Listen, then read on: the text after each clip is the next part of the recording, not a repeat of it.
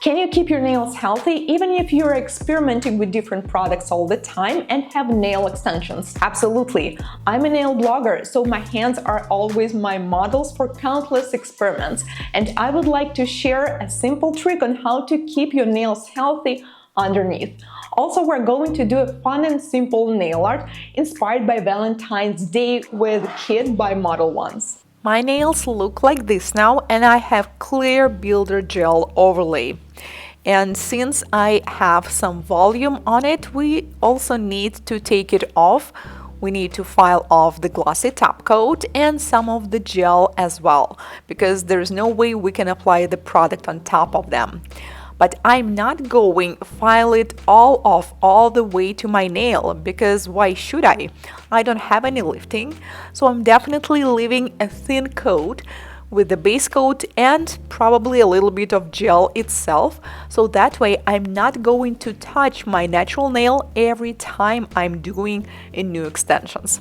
I'm using this method for many years now, and this is how I keep my nails from damage, because obviously I'm doing tons of different extensions and experiments because my hand is always my model.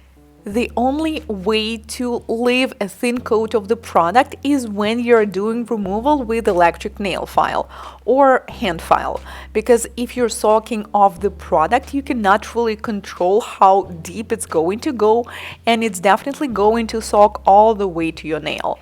It also takes some practice and experience to feel and understand where the product is at the moment, so you will not accidentally file off too much. The goal is to file off all the glossy parts of the product, because if we will have some top coat leftovers in this area, the product is not going to adhere.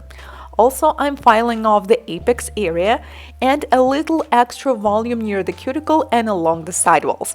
So basically, I need my nails to look like they're almost naked nails without any product, and the layer would be almost like a regular nail polish. In order to do that, you need to file off the product evenly, without any bumps or ridges. And in my opinion, the easiest way to do that is with carbide bead.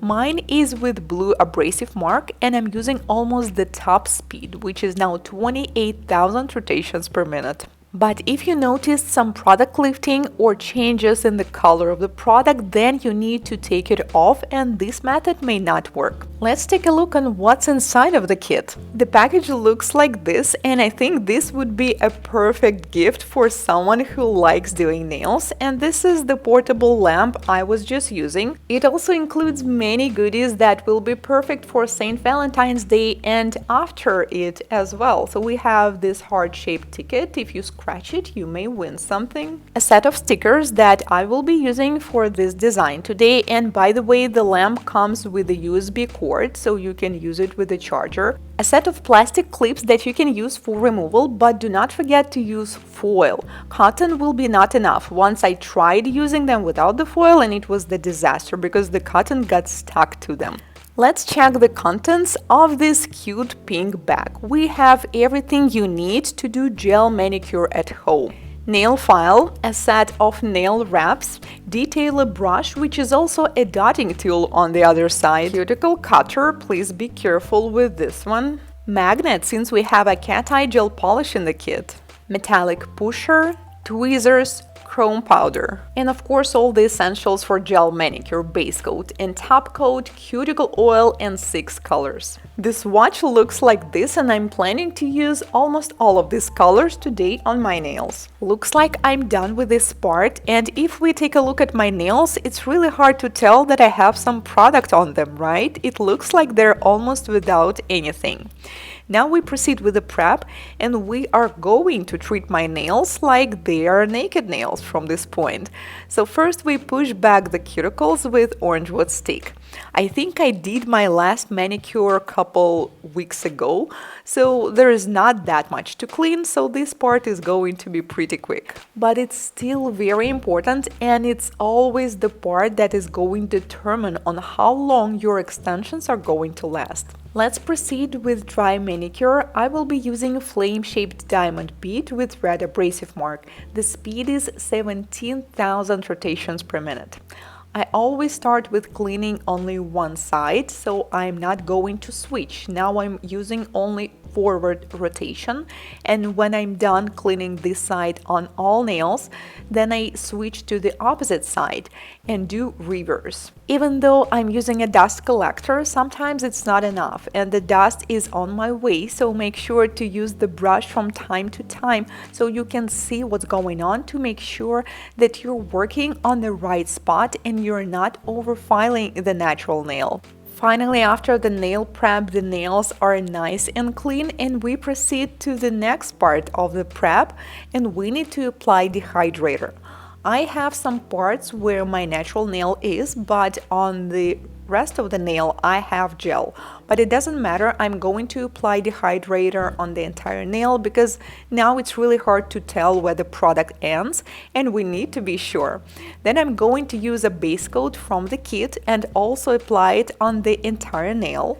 Try to apply it as thin as possible without touching the skin, and cure in LED for 1 minute if you're using a small portable lamp like this, and if you're using a full-size lamp, then 30 seconds would be enough. Whether you're doing your own nails or someone else's nails, I always recommend you to apply base coat on your thumb and cure it separately, because if you will do 5 nails at once and cure the whole hand in the lamp, the thumb will be on the side and it may not fully cure. So cure your 4 nails like this and thumb separately.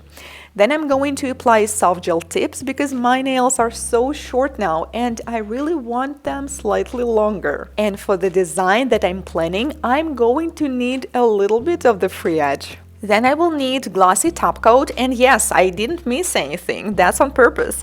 And I apply it underneath the nail and take some foam. Recently I found this large pores sponge and this is exactly what we need.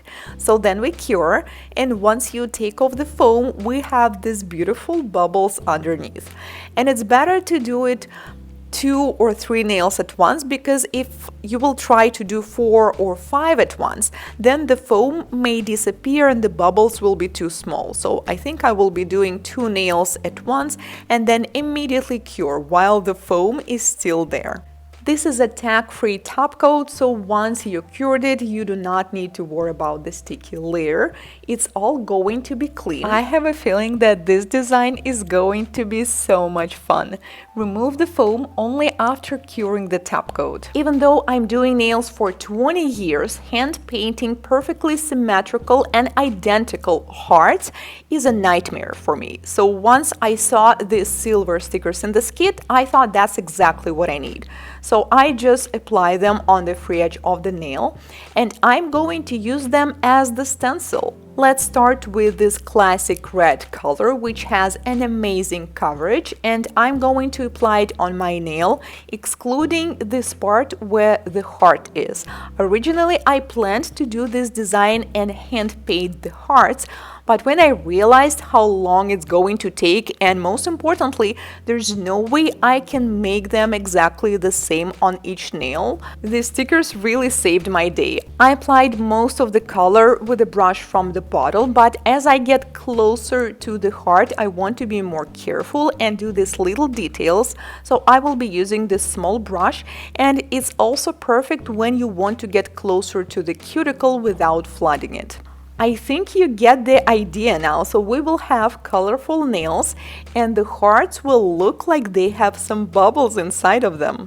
I already have this white color by Modelones, and I have to say that this is one of the best white gel polishes because it also has a great coverage and one coat is enough. But since in this design I will be applying the color around the hearts, I think I will be doing a couple coats on each nail. And then I will be doing a dark red on my pinky. If you are doing 2 coats, do not forget to cure the first one and then to apply the second one. So then we are going to seal them with a top coat, and then I remembered that we also have this beautiful white pearl chrome powder included in the kit, and I think the white color will look so nice with it. So let's try it. I cured the top coat for 50 seconds and then I applied. Should I apply it on all of my nails or only leave on the white one? Let me know what do you think will be the best.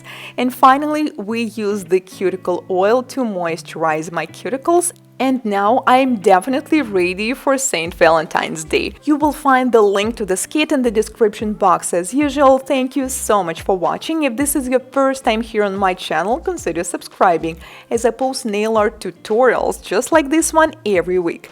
See you in my next one. Goodbye!